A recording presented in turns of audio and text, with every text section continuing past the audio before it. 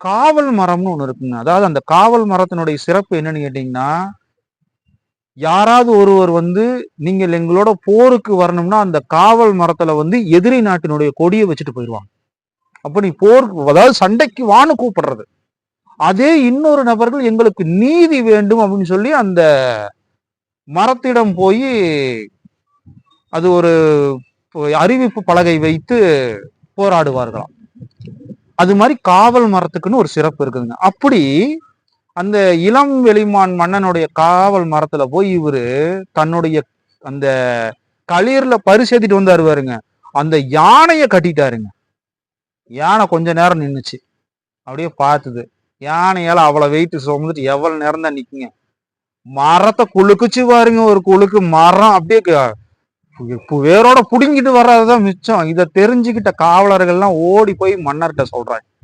அப்போ மன்னர், என்னது, நம்மை ஒருவர் போரு கலைக்கிறாருன்னு சொல்லி பெரும் படையை திரட்டிட்டுங்க வெளிமான் அப்படியே வராருங்க. பார்த்தா புலவர் பெருஞ்சித்தனாரு. பார்த்தோன்னே இளவெளிமானுக்கு ஒண்ணுமே புரியல.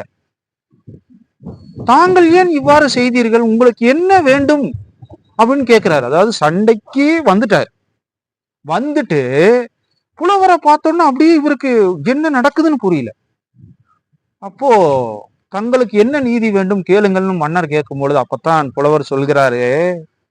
அந்த இடத்துல ஒரு பாடல் இருக்குதுங்க. இதெல்லாம் ரொம்ப சிறப்பான பாடலுங்க. இந்த பாடல்லாம் நமக்கு கேட்கறதுக்கான வாய்ப்பு இன்னைக்கு கிடைச்சிருக்குதுன்னு நம்ம எல்லாம் மகிழ்ச்சி அடைவானுங்க. அந்த பாடல் பாருங்க, 162 புறநானூறுலயே தான் இருக்குதுங்க.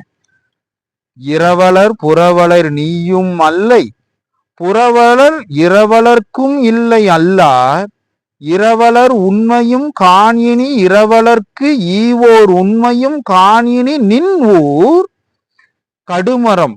கடுமரம்னா காவல் மரங்க. கடுமரம் வருத்த தந்துயாம் பிணிந்த நெடுநெல் யானை எம் பரிசில் கடுமான் தோன்றல் செல்வல் யானே அப்படிங்கிறாருங்க. அதாவது கடுமான் தோன்றல் செல்வல் யானே அப்படிங்கிறார். அதாவது என்னுடைய நீண்ட பயணத்தில் நான் பெற்ற பரிசுகளை எல்லாம் இந்த காவல் மரத்துல கட்டி வச்சிருக்கிறேன் களிர்ல.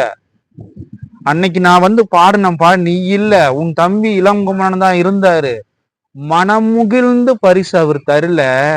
இனிமேலாவது என்னை போன்ற புலவர்களும் இரவலர்களும் உங்க நாட்டுக்கு வந்தாங்கன்னா மனதோட புன்னகித்தபடி பரிசுகளை நீங்கள் வாரி வழங்குங்கள், அதற்காக தாம் பெற்ற பரிசை நீங்கள் வைத்துக் கொள்ளுங்கிறார். அவர் எப்படி இங்க வார்த்தையை பயன்படுத்துறாரு பாருங்க. நான் பெற்ற பரிசுன்னு சொல்லல, இங்கதான் அந்த பண்பை வெளிப்படுத்துறாருங்க.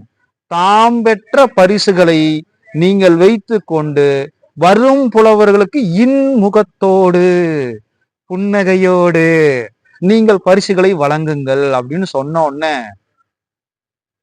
இங்க பக்கத்துல அப்படியே மன்னர் வெளிமான் இளவெளிமானை பார்க்கிறார்.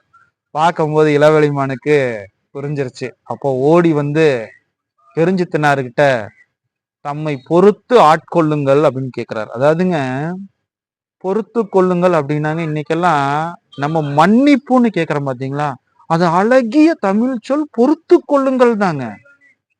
அது அழகிய சொல்லுங்க. அது அந்த சொல்லுக்குள்ள பல பொருள் இருக்குது. நம்ம அதுக்குள்ள எல்லாம் இன்னைக்கு போக வேண்டாம். பொறுத்து கொள்ளுங்கன்னு கேட்கிறார்.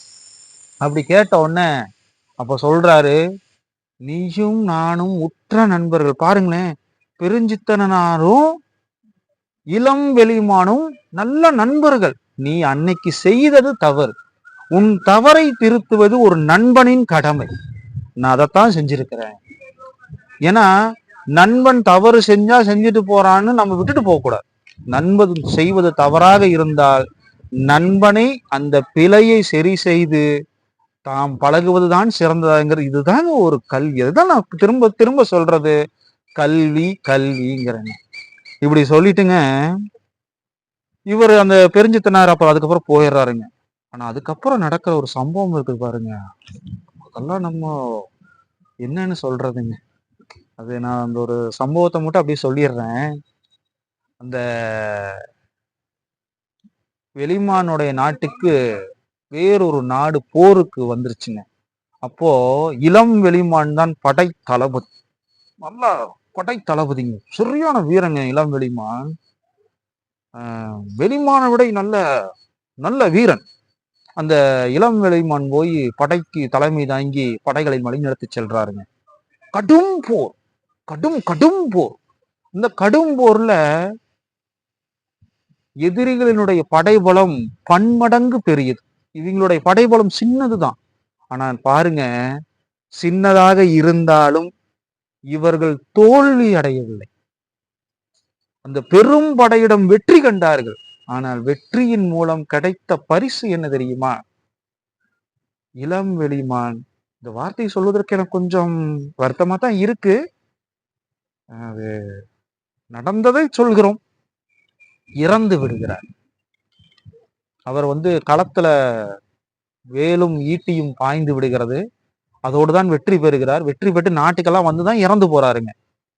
வைத்தியம் எல்லாம் ஒன்றும் பலன் கொடுக்காமல் இறந்து விடுகிறார். அப்போ அந்த நாடு வெற்றியே பெற்றாலும் மகிழ்ச்சியா இல்லைங்கண்ணா. இதுதான் நம்ம கவனிக்க வேண்டியது. இந்த இடத்துல என்னன்னு கேட்டீங்கன்னா, ஒரு வீட்டுல கூட ஆகட்டுங்க, சின்னதாக ஒரு சண்டை வந்தால் அந்த வீட்டுல மகிழ்ச்சி போயிருங்கிறது இதுதான் நம்ம புரிஞ்சுக்கணும். இன்னைக்கு பெரிய பெரிய யுத்தங்கள்லாம் நடந்துட்டு இருக்குது. யுத்தத்தால் மக்கள் மகிழ்ச்சி இழந்து விடுவார்கள் என்பது மறுக்க முடியாத ஒன்று. அது வெற்றி பெற்ற நாடாக இருந்தாலும் சரி, தோல்வி பெற்ற நாடாக இருந்தாலும் சரி, இங்க அதுதான் நடக்கிறது. அப்போ இந்த ஊரே எப்படின்னு கேட்டீங்கன்னா, அந்த வெற்றியை கொண்டாட முடியலையா. எல்லாரும் எப்படி அழுகுறாங்கன்னா, ஒவ்வொருத்தரோட வீட்லயும் தங்கள் உறவுக்கார் ஒருவர் இழந்து விட்டதாகவே அழுகுறாங்க. இப்படி அழுகும் பொழுது இந்த பெருஞ்சித்தனார் அந்த இடத்துக்கு வராருங்க. பெருஞ்சித்தனார் அவர்தான் போல உற்ற நண்பனாச்சே. யாருங்க? இளம் வெளிமான் உற்ற நண்பன் இறந்து எல்லாரையும் சமாதானப்படுத்துறார். அவருடைய இளம் வெளிமானுடைய மனைவி எப்படி அழுகிறாங்களாம், கையில வளையல் போட்டிருக்காங்க. அவங்க எல்லாம் அரச பரம்பரை சேர்ந்தவங்களும் நமக்கே தெரியும். அன்னிகாலம் அழிந்திருக்கும் போது தங்கத்துலதான் போட்டிருப்பாங்க. அந்த தங்க வளையலோட நெஞ்சில குத்திக்கிறாங்களாமா. மார்பில் குற்றி கொள்ளும் பொழுது அது தங்க வளையல் உடைஞ்சு அவங்க மார்பில் குத்தி ரத்தம் வழியுதான். அப்படி அழுகிறார்களாம். இவரு இந்த பெருஞ்சித்தனார் ஒவ்வொருவரையும் சமாதானப்படுத்தி எல்லாத்தையும் உள்ள கொண்டு போய் விட்டுட்டு இவரு என்ன சொல்றாரு தெரியுங்களா? நண்பா, நீ போயிட்டியே, இந்த வாழ்வு எனக்கு சுகமா இருக்குமா? நீ இறந்துட்டப்பா, அது ஒரு நாளோட முடிஞ்சு போயிரும். நான் வாழும் ஒவ்வொரு நாளும் எனக்கு அது நரகமா இருக்குமே அப்படிங்கிறாருங்க. அந்த பாடல் ரொம்ப பெரிய பாடலுங்க. 237 238 புறநானூறுல இருக்கு. அது ரொம்ப பெரிய பாடல். உங்களுக்கு இந்த பாடல் வேணும் அப்படின்னா உங்களுடைய கருத்துக்களை கீழே சொல்லுங்க. ஏன்னா அடுத்த முறை நாங்கள் சொல்லும் பொழுது இந்த பாடலை மட்டுமே நாங்கள் உங்களுக்கு சொல்லி காட்டுகிறோம். நீங்க அல்லது இந்த புறநானூற்றுல 237 238 படித்து பாருங்கள். மிக அழகான பாடலுங்க. எல்லாத்தையும் சொல்லிட்டு இவரோட நிலைமையை பாருங்களேன். நான் வாழும் வாழ்க்கை நரகமாய் போனது, நண்பன் இல்லாத வாழ்வு அப்படித்தான் இருக்கும். நாம் இதிலிருந்து தெரிந்து கொள்ள வேண்டியது, உற்றார் உறவினரோடு நாம் மகிழ்ச்சியோடு இருக்கும் காலம் வரை வாழ்வோம். நான் சொன்ன செய்தி உங்களுக்கு பிடித்திருந்தால் ஷேர் பண்ணுங்க. அப்படியே ஒரு லைக்கும் கொடுங்க. உங்களுடைய கருத்துக்களை கீழே தெரிவிங்கள். கமெண்ட் பண்ணுங்க. நோட்டிபிகேஷன் பட்டனை ஆன் பண்ணி வச்சுக்கோங்க. அப்பதான் நம்ம போடக்கூடிய செய்திகள்லாம் உங்களுக்கு உடனுக்குடனே வரும். நன்றி. மீண்டும் சந்திப்போம்.